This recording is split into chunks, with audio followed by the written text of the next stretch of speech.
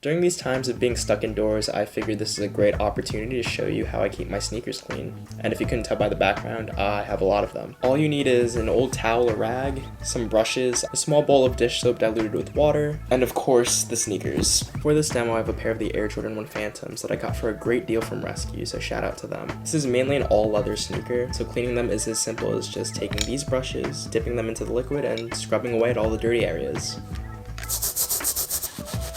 I find the stiffer bristles of this nail brush to be more effective on the rubber parts of the sneaker at the outsoles versus this toothbrush, which is great for the leather uppers and the tighter and more sensitive areas.